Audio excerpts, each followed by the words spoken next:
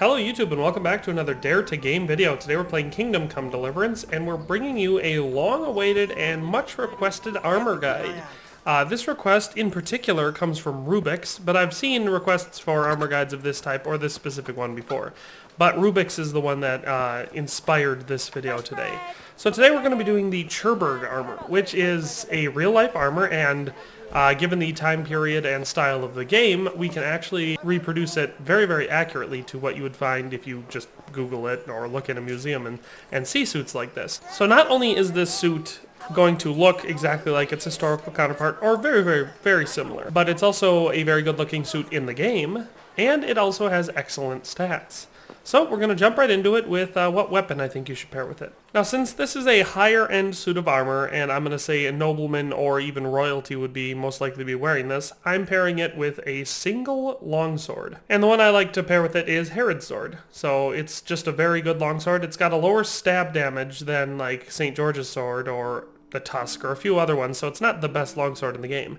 It's got a very high slash damage though, and it looks very, very nice. It's a very good looking sword, has decent durability, a nice charisma boost, and this suit is going to max out most people's charisma, unless you're filthy. It's a very good suit.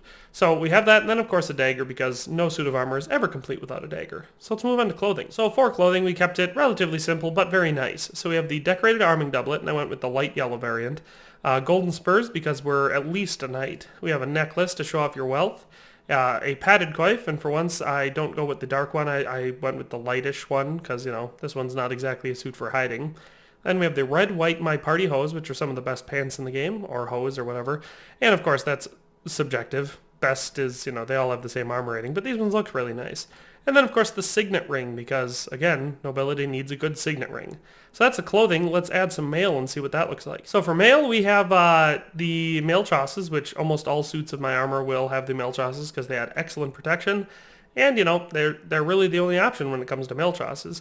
You could go with padded trosses, have it be a little bit lighter, but again, lower armor rating. Then we have the decorated Bavarian hauberk, and we went with this one specifically to get that gold-trimmed fringe on the bottom, because that's what the suit looks like in real life. And then the decorated mail coif, and the same reason for that. We wanted that gold trim, and it's got that same fringed look that the real-life suit has. So that is the mail. Let's add the armor and see what that looks like. Alright, and there we have all the armor on, and the pieces that make this up are the Augsburg plate trosses and the Augsburg plate pauldrons. They look almost exactly like the real-life counterparts, except for, of course, the shoulder part of the pauldron not coming very far forward, which is a common theme in this game, but, you know, I get why. It just simplifies the look, and you have less problems with meshes going through each other without. Then we have the decorated cuirass. Very, very fancy. The most golden cuirass in the game, so cool looking. Very short, but, you know, makes it comfortable to ride horses, I guess. The House of Zool helmet. Basically, it's just the hound skull, but it's got a little bit more round nose, a little bit less pointy there, and then we have the gold trim. So it looks very much like the real-life Churburg armor. And then nobleman's gauntlets is what I picked for this, but really any that have the gold trimmer on the end would fit. So that is the Churburg armor. As far as stats go for this, we have a total weight of 74.5 pounds. So pretty heavy, but not the heaviest suit in the game. A total value of 19,968.5 groschen. So again, pretty dang expensive. I think I've had more expensive suits in the game by a couple thousand groschen, but this one is definitely very, very, very pricey. So, I mean, that makes sense considering you got all that gold trim, right? And then we have a total AAR, or average armor rating, of 109.75.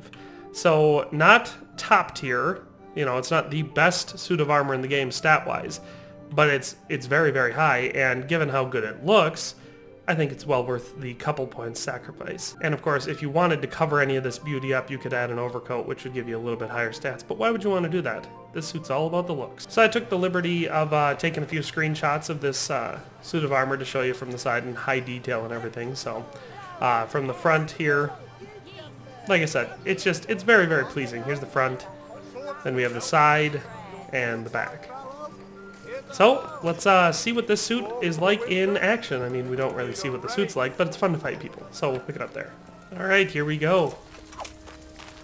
That was easy. What was that?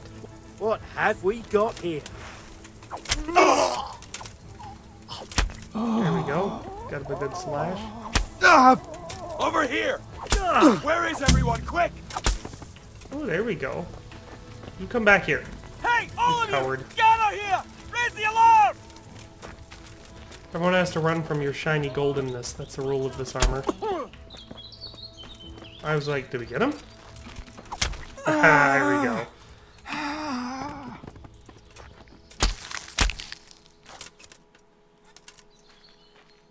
Gotta love that kill cam. Alright, were there any survivors? It's always such a quick attack when you're a nice high-level Henry and you've got good armor and a good weapon. Alright. So, again, that's the Churburg armor. Let's take a look at it one more time in its epic golden glory. Yeah, so if you want to imitate this guy, it's very, very simple. I have a video specifically showing where to get the decorated cuirass in several locations. Most of them you steal them from people. There's one where it's a treasure chest. But that's a decently easy piece to get. Chausses and pauldrons, I believe, can both be bought at a store.